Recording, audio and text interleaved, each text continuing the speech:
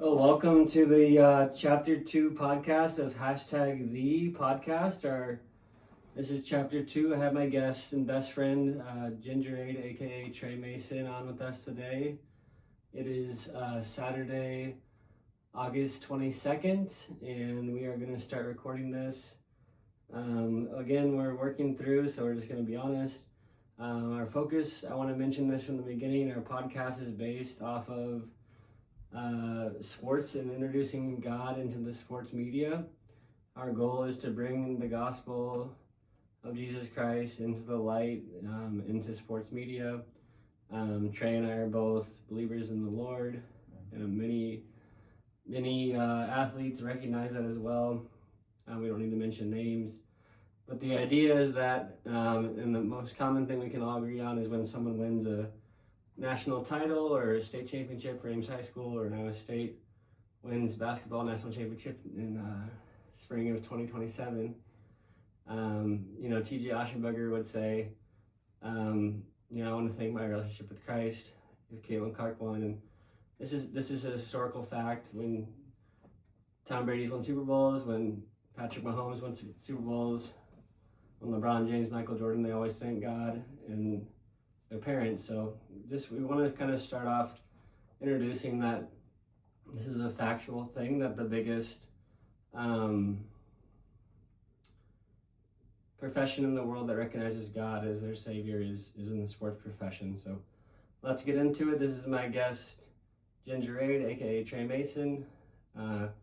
What can you tell us about yourself, Trey? What do you do? Who are your teams? And I'm going to go from more of a standpoint of letting him do the talking. And so we're going to, again, you guys know, people that are watching this that have seen our first chapter, that we're trying to get better every episode. We've changed the layout. But take it away, Trey. I mean, who are you? And welcome to the show. Glad to have you on. And I'll let you take the floor. Yeah, thanks for the intro. So I'm pretty excited to be here. I'm excited to be, your friend for, I think we're like close to 25 years now, brother. Yeah.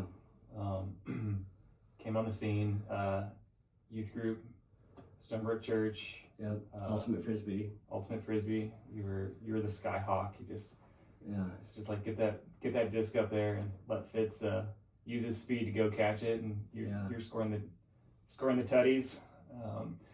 So a bit about myself. Born in Texas, moved to Ames when I was 6 years old. The lovely flood of '93 happened then. If anybody's old enough to remember, it's like, welcome to Iowa, here's the flood. And it just like soaked Ames, just under tons of water. So that was my intro. Went to Gilbert High School, and then State champion recently in football, is that right? Gilbert is just crushing it. They have so much talent. That was not the case when I was there. They did end up going to state senior year of in football, which was wild. But it was like they won like four games a year, or 4 games in like 4 years, and then they went to state my senior year. So that was pretty cool. So I've been a believer since 7th grade. Really just owe everything to Christ, and so found acceptance, found love, found peace, found purpose. Like everything I was searching for up to that point, just found it all in Jesus. So and that's been our glue too in our friendship over the years. And teams, love Baltimore. My dad grew up in the Baltimore area, and so I never wanted to just pick a team that was kind of close to where I lived. I wanted to have some other reason. So following my dad's team was pretty easy. Cal Ripken Jr. grew me at a young age. The guy had more integrity, and like 2,632 consecutive baseball games is just insane. Still the record, right? Still, it's never going to be even close to beat. Like someone got halfway there. Like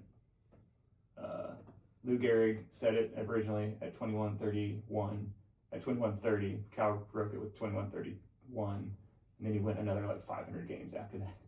So, never took a sick day, never took an injury day, and I was amazed at that. I saw him as I was growing up, that was a good sports idol to have. He came on the scene in Major League Baseball in 1983. I was born in '86, and yeah, it was just fun to have him. I got to see him hit 3,000 hits in person.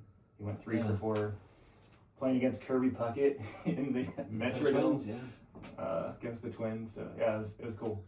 And we're heading up to U.S. Bank Stadium, which replaced the Metrodome. I was born in Minneapolis. I'm a big Twins fan. I'm wearing a Fernando Mendoza jersey, who recognizes Christ as his Savior, and your jersey, Ray Lewis. Huge fan of God. Yeah. He overcame adversity. He actually, it's publicly known that he was convicted of murder, and he's arguably the biggest hype man ever playing football. His dance, he came out in Raven Stadium. You know, what are your thoughts on the Ray Lewis impact that he had on the game of football, and as like, what do you see in him that like inspires you, and how do you see his faith as something that he wears on his sleeve? You know, what tell me about your love for Ray Lewis. Obviously, I think you told me it's the only Ravens jersey you have, and that's right, he is. Yeah, so tell me about 52. You know, he went to the University of Miami. Incredible player, Iron Man. And tell me about Ray Lewis and why you're such a fan of him. I love Ray Lewis and Ed Reed were just kind of like both dynamic duo. Right? They both came through Miami. They had similar stories, but yeah, you think of a lot of these sports, these athletes. They thank God and they thank their mom. Those are like the two things they think. And they didn't much have a dad.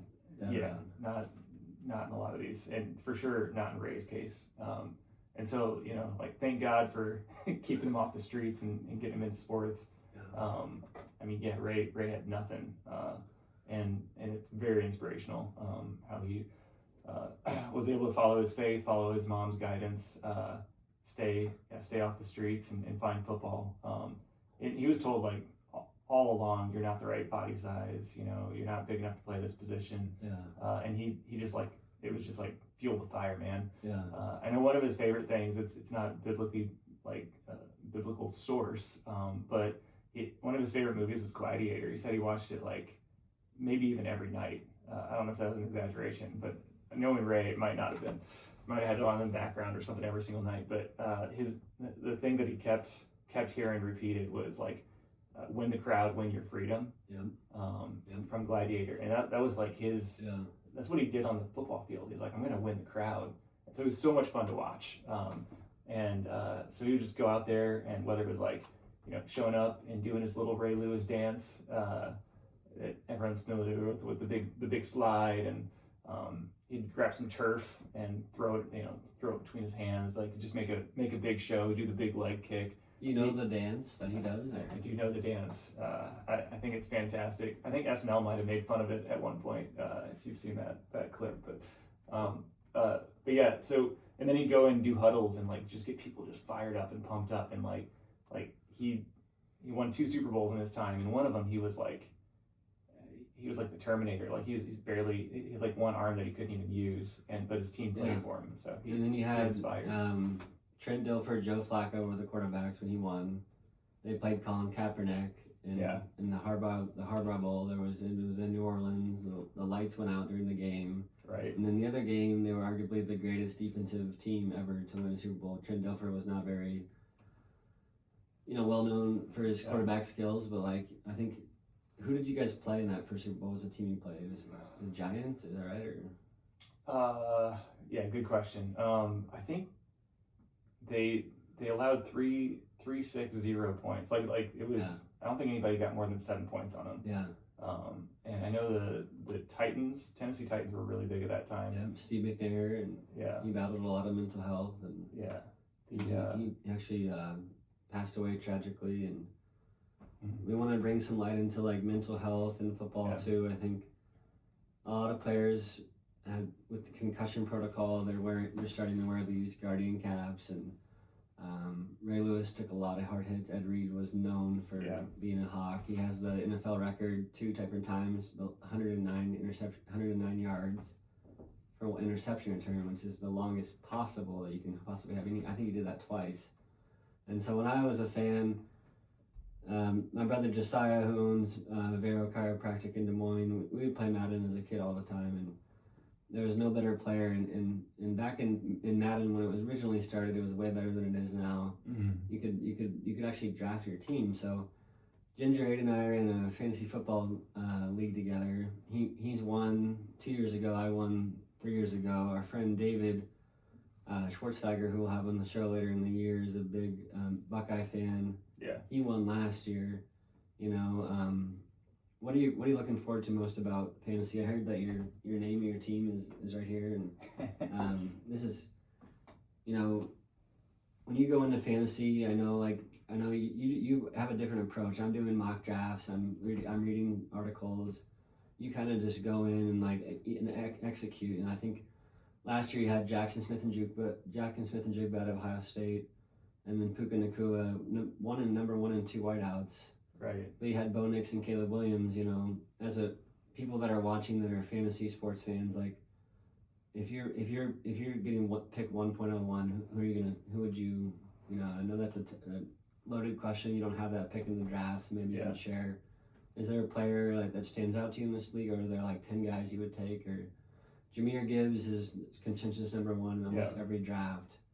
I'm a big Raiders fan, so Ashton Jeanty is always He's up there, and I think last night. So today is Saturday.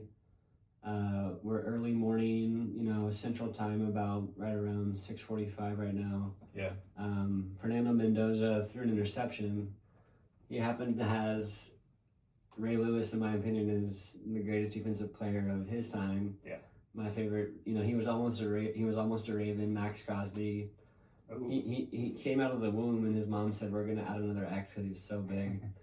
He struggled with addiction. He used to drink. It's publicly known, you know. And he has his own podcast. He really struggled with addictions, and I think Ray Lewis did too. And so, like, a good friend of mine, Andrew Allen, CEO of YSS, said that they took a survey of the 100 most successful businessmen in the world.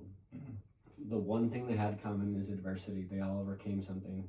Talk about sports, like you said. We opened in talking about how they had their mom and their family, like players like Allen Iverson and even Michael Jordan or Tom Brady. You know, like these guys were not expected to be who they became. You know, talk about like when you relay God in adversity, like what about the Christian faith, or you know, how important is trials in growth, and how do you relate that to success in sports? And loaded question, awesome question. Maybe I'll share. Just the first thing that came through my mind was I had a really close friend one time ask, is like, so what? Why are like the founding fathers of your Christian faith, like you'll read about the stories in the Bible, like the big stories that we talk about, we share about, you read as children, like those big stories, why are like those people put on a pedestal as far as like leading the Christian faith? Because they're so messed up, like they're full of sin. And it's like that's the point. Overcoming adversity isn't about what's inside for yourself. It's about what God can do through you and what he wants to do, what he wants to show the world. So he constantly would pick the underdogs, the unexpected, the unassuming, the illiterate. David, Apostle Saul. Yeah, like people that, I mean, the people around them thought they were just absolutely nuts. Yeah. You know, like you're building a boat in the desert, like what are you doing? But like, they're following God. And it wasn't just like, oh, you know, I'll spend a week following God. It was like, no, I'm going to spend 100 years. So to relate that to who we just mentioned, Tom Brady played for Michigan, Ohio State's biggest rival. David and I are going to the game in Columbus this year. It's on the day after Black Friday. Tom Brady was drafted out of Michigan, you know, didn't have the intangibles. He got a chance to play. Drew Bledsoe goes down. And during that game, they beat the Raiders in the Tuck Rule game in the Snowgate. Charles Woodson causes a fumble. They review the play and they say he didn't fumble, even though it did. And it's been debated heavily in Raider Nation but then Tom Brady goes on to play Kurt Warner in the Super Bowl, and now he's considered the greatest player of all time. You know, talk about like how did that have to line up for him? Like this guy out of Michigan drafted in the 6th round. You know, the combine didn't say he would be good. Right. And how does someone like given their opportunity in the sports world, how do they gets in a game?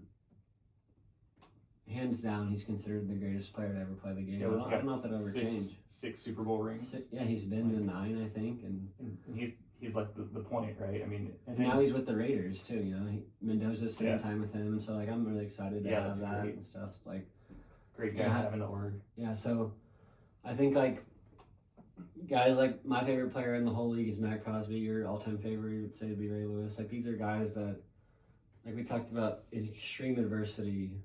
Crosby struggled with addictions. Now he has his own podcast. He almost goes to your Ravens. He's close. There's my brother. I've heard rumors that there was like this conspiracy that the whole thing was kind of hoaxed.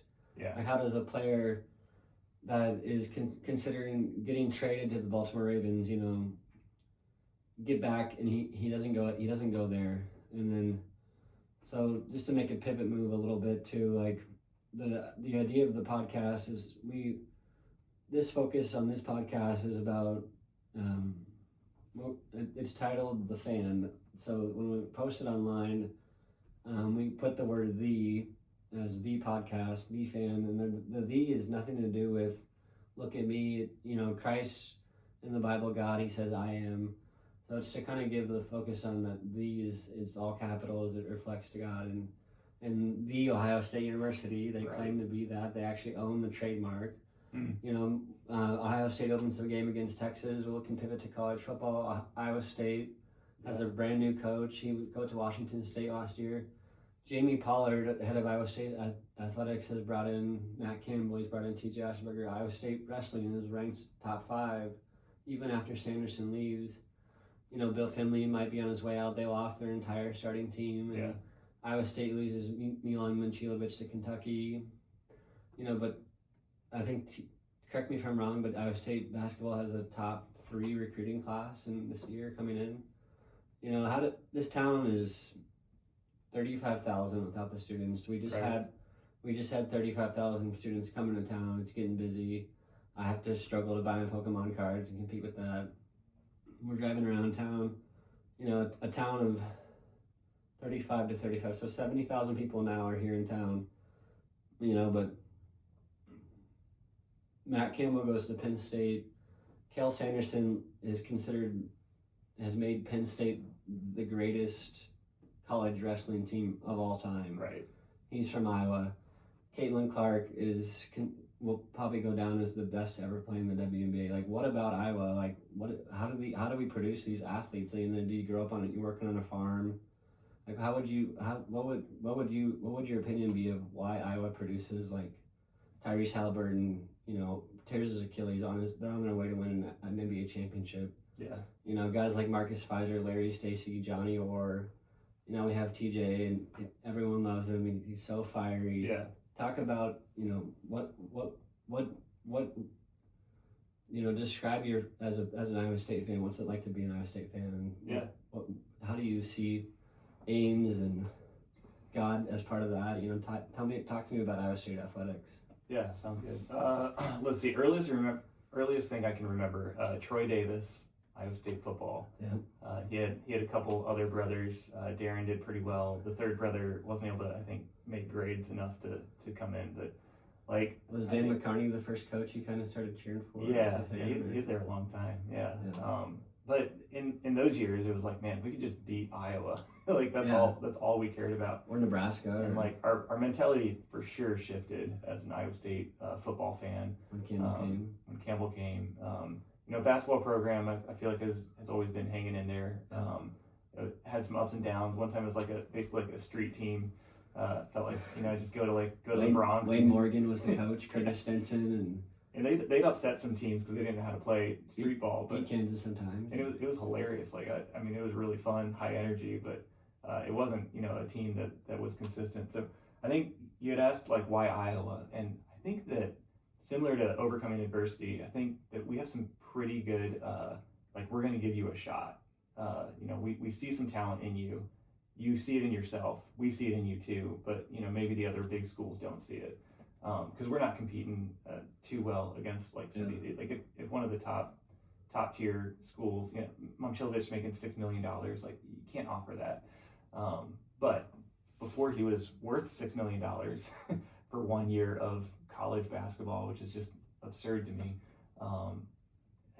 Like TJ saw something in him, right? Yeah. And said, hey, we're going to give you a shot. We're going to make you a premier piece of this team. You're going to be a starter. Yeah. Like Taman Lipsey, Ames High guy. Yeah. Taman Lipsey. Talk about his energy and what he brought to Iowa State. Yeah, everyone loved Taman. Ames High has produced some really solid basketball players. I think you had McDermott go through there. You had Harrison Barnes. Ames High graduate went to North Carolina. You had Taman Lipsey. And amazing that Fred Taman. Hoiberg is an Ames High guy. Yeah, but honestly, you're playing for Iowa State. You might not be able to get that shot at any other school. Yeah. And people are like, he's the local guy, and they just, Taman just shocked and awed, these Big coaches 12 that saw him Defensive Player play. of the Year. So yeah, so it's cool, give a kid a shot and see what he can produce. So, and I think he has strong faith too, which going through that adversity, some people might throw in the towel, but you got God, you got your mama, you got people cheering you on, and I think that also helps, like you mentioned earlier, like mental health awareness, and like man, I've had some really tough news for some people around me that family members struggling with it, and our friend Ryan. I mean, how does adversity in God in sports? Let's circle back to that question. Like, if I'm a young African American growing up in Chicago, or I mentioned this gentleman in the last podcast, but my all-time favorite basketball player is Allen Iverson, and he grew up in the hood, as some people would call it. And he ends up going to Georgetown.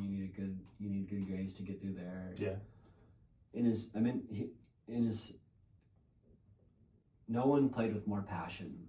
He left it all on the court. Players like that. Another good example of that, from the Iowa State perspective, in my opinion, on the football side, Seneca Wallace. He here's this guy. He has a game, I think it gets him on ESPN, top 10, number 1. He goes to play for Seattle Seahawks. He plays for the Cleveland Browns. Didn't he run 99 yards in that one 30-yard touchdown? Yep. Now he's a businessman. He owns part of Wingstop here in town. Good win. We're here in Ames, Iowa. We've lived in Ames, Iowa. I moved here in '98 from Tucson, Arizona. Then we moved to Ohio for a little bit. So I'm a big Buckeye fan. That's how I got the connection there. But I know you work in the IT field in a local hospital here in town. Ames, Joe Burrow went to Ames High, and some would say that Fernando Mendoza and Joe Burrow, they're the only quarterbacks to win undefeated national title, first round pick, all in the same year. You could even make the argument in the case that what Burrow did was broken by Mendoza, because Mendoza was in the new playoff system. He had to win 4 games in this new playoff bracket. Tough. So I'm a biased fan, right? And I think Fernando Mendoza had the single greatest season in college football history last year. Any quarterback in any college professional, now that it is kind of you could say college professional league, right? For sure. What about the NIL? Like, do you think that, I think this is a topic we should constantly be discussing. It's such a hot topic. How do you see this affecting, Audie Crooks, Iowa State legend, led the nation in categories. Her and almost the entire Iowa State team is now at Oklahoma State. She's getting offered $3 million. Bill Finley's been the coach I went to high school with his son at Ames High. Yeah. When I was working at Starbucks, his mom would come in, and so I bowled with both of his sons. Yeah. So that's just the best thing about Ames, Jeff Johnson, he went, he was part of Stonebrook Community Church. He was the head of the alumni. I mean, you don't talk about passion, Right. And so there's everywhere we go in town, right? You're at Target, you're at Hy-Vee, you see people they've lived here their whole life, they don't want to leave, Right. If they do leave, they come back. And so let's focus back in on Iowa. Caitlin Clark has pretty much reworked women's sports, not just basketball, but she's gotten respect I have friends that are waiting every week to watch a Fever game. That's awesome. You know, and they're not just watching Fever games; they're watching the other WNBA games, like Yeah. women's soccer's grown, and you know, talk about like females finally getting the respect they've always deserved. Like she went to Dowling Catholic. She has a good faith. She went to Iowa University, set all these records. They lost back-to-back national titles, but she took them there. Yeah. No one can shoot more logo shots, right? Like Right. what she can do. Talk Dialed about in. the impact that you've seen and how Caitlin Clark has impacted women's sports and even men's sports. You know, I Right. think of Bryce White. There's like this weird thing where men are trying to get into the WNBA. He was at Iowa State, huge mental health guy. Right. So it just keeps coming back around to Iowa, you know, and Tyrese Halliburton's going to have a preseason game in Hilton Right. with the Minnesota Timberwolves. And so Ames is the epicenter of a lot of different things, and people don't realize that outside of the sports world. But I think if you're really a sports fan, you know, Ames is a huge impact on sports media. You know, game day was here, right? Bush Light is an Iowa thing, and so you know, let's focus on just like Caitlin and Yeah, Caitlin's so much fun to watch. Like, so I mean, I'm 100% Cyclones all the way, and it was a little sad that she's wearing the black and yellow. Turkey, some people call them, right? Also, you know, like not really against, not really liking the black and yellow from the NFL perspective either. So with the Steelers, but no, I mean, mad respect for Caitlin. Just mad respect. The shots that she makes, I mean, the dedication to the game, but just like knowing how to adjust. Unlimited range. And it's not like she's just walking up and making shots uncontested. She's got like, you know, 4 hands in her face as she's shooting these shots. People are pulling her around. The social media is always on her case. Right. Yeah, she's gotten like checked. I mean, sometimes it looks like a hockey game out there where she's getting checked by these players, and you know, refs aren't helping her, aren't keeping her safe. Yeah. Her coach is worried to throw her in sometimes because like she knows that, you know, like the refs aren't going to treat her fairly, like, and that's pretty sad. But she rises up every single time. Like she's never given up. She's always there, ready to make that shot. And I don't think that there's been a better. I don't think there's been a better female athlete, honestly, that can do what she does in the history of women's sports. Yeah, and so it's cool. I think it's great that she's bringing, you know, awareness to women's WNBA. And I wish her all the best because I want to keep seeing. So she plays for the Indiana Fever. Tyrese Halliburton, plays for the Indiana Pacers. Indiana, yeah. Matt Campbell coaches in Indiana at Penn State. Yeah, look at that. Kel Sanderson also coaches at Penn State. You know, why are we, you know, like they get drafted so they don't have a choice. These guys are leaving to go to Penn State. Matt Campbell coached at Toledo before that. Yeah. Sanderson has all these brothers. He also, just to give you a little bit background, who don't know the name of Kel Sanderson, he's never lost a match on Olympic, professional, collegiate level ever.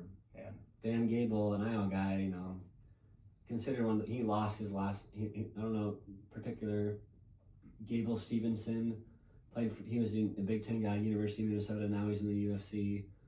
Like when Campbell announced that he was leaving, like what went through your mind? Were you, was there like a loyalty question, or like what are you expecting him to do in the Big Ten? Because I know you're a Big 12 guy, but I think most people can admit the Big Ten is the strongest conference. And no, I mean he's going to a stronger conference, 100%. How do you see him succeeding there with Ryan Day and Michigan and Oregon, and will he have success? Because Rocco Beck, Iowa State quarterback, is now there, and David in our previous podcast, aka Max, David, he mentioned about a player following Campbell there, and it's like they love Campball, you know. So like, what do you say? He played like basically like pickup football games, eight-man football. Yeah. So I had a friend of mine he was crushed. Like Campbell, like this is the loyalty, but like, can someone really pass on an opportunity like that in today's world? You know, like so what? Yeah, so he's probably making like 3 times what he was making here. He said that he moved for family, so like that set me a little bit at ease, just because like he said don't do anything unless he's it's an for honest family. guy, you know. And he's just electric. I mean, I've heard him speak. I've been in a room where he's speaking to some philanthropists, just telling them about college football and what how like these players have way more pressure on them than they've ever had in their life, because he had this 17-year-olds in some cases showing up, and like people are putting insane bets on them. Like the college football betting. Iowa State got in trouble, right, for gambling on themselves? Yeah, Iowa got in more trouble, but yeah, Iowa State did too. So got to throw that in there. But no, it's it is tough. But he said you put on this pressure, and then you have the social side of things where people are, you made me lose this huge bet, and it's just it's way too much pressure to put on a 17-year-old or 18-year-old. Yeah. Or they are professional athletes because they're getting paid to do it now. But he said the amount of stress that the world is putting on these athletes is really hard, especially in college football. But yeah, I mean, I'm really sad. I watched a Jamie Pollard interview. I think he put it right. I mean, he's almost through tears. Like, he's just trying to hold him back. Just like you can see him welling up. You can hear it in his voice. Like, and he's just like, he owes us nothing. Like he gave Iowa State so much. They recently had their best. I mean, each year they kind of had the best season that Iowa State as a program's ever had. But then lost to Arizona State and Cam Scatterboo.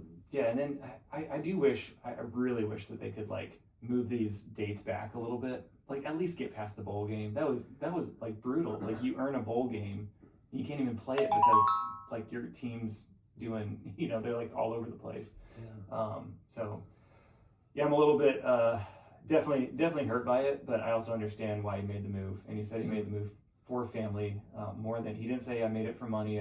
He didn't make it for a team that had a better chance of taking it all the way.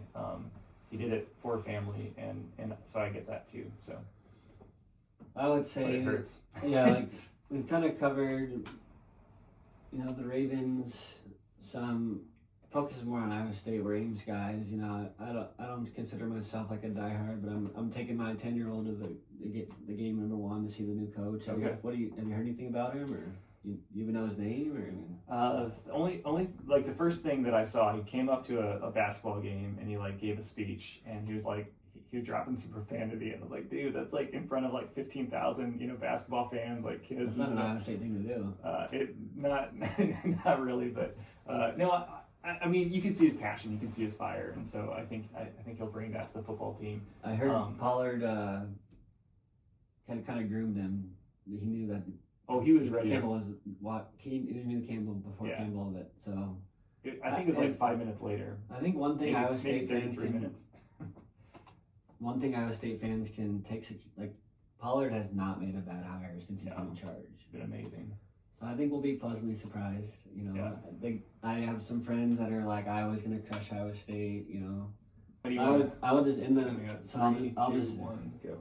Yeah, I'm just gonna. So we've got about 3 minutes and 33 seconds left in the show. We're gonna pivot a little bit to get back on the topic of God. I would say we're about to hit the road to go see Minnesota Vikings and Baltimore Ravens up at US Bank Stadium. Yeah, preseason game. Game, noon game today. We've got a 3.5-hour drive ahead of us. Yep. The tickets were given to us by a great guy, my youth group leader, my track coach. All this is connected through God. Yeah. That's how we're getting the tickets. You and I will be at Stormer Community Church tomorrow morning.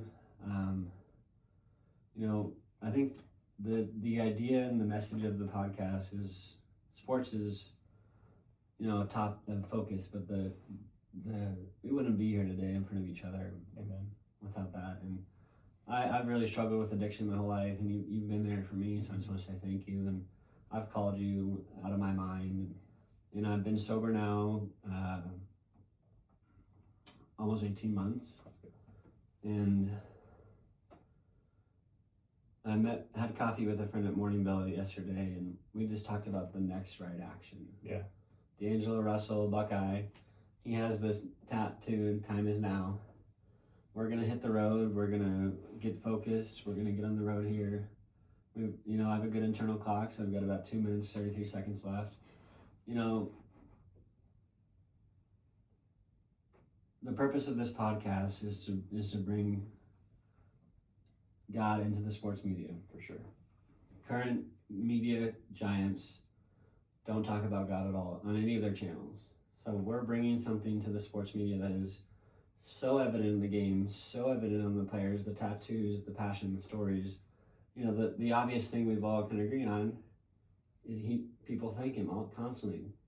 And you know, I used to think as a kid, like, you know, what do these guys really know Jesus? And then I started to realize, like, I went through all these trials. I was addicted to drugs. I lost my marriage, and you know, but I'm only here because of God, and that's how. You know, like these great athletes that I respect and look up to, like they got there because of God, and they give that glory to God. So as we wrap up the show with 1:33 left, you know, I think we'll just closing by saying, like, I was watching the Billy Graham video last night, and this is in 1980s. He's at the Anaheim Stadium. I can put the link in the bio for this video. He's sharing the good news of Jesus to 70,000 people in a stadium. Right. In today's modern world, I'm not sure how that would fly in today's culture. Our goal and our hope is to bring God back into the public eye and to show that not only was Jesus a good man, he's the way to come to know and have eternal life. Yeah. So we've got 33 seconds left. You know, we're just going to close. When Jesus died, he was 33. There's a lot of significance in that, so I mention that number quite often. Yeah. You know, but like with closing with, you know, about 20 seconds left, I just want to say thank you, God, for all you've done, continuing to work in our lives. You know, appreciate this guy, appreciate all the people that are watching and support this podcast. And we just want to give glory to God and know that if you're watching this and you want to be open about your faith, you can do that, not only in the sports world, but everywhere you're at in life. So thank you for having us on, and that wraps up chapter 2, and let's go to US Bank and watch, you know, Vikings Ravens. Let's go. Glory to God. Love ya. Love you too, brother.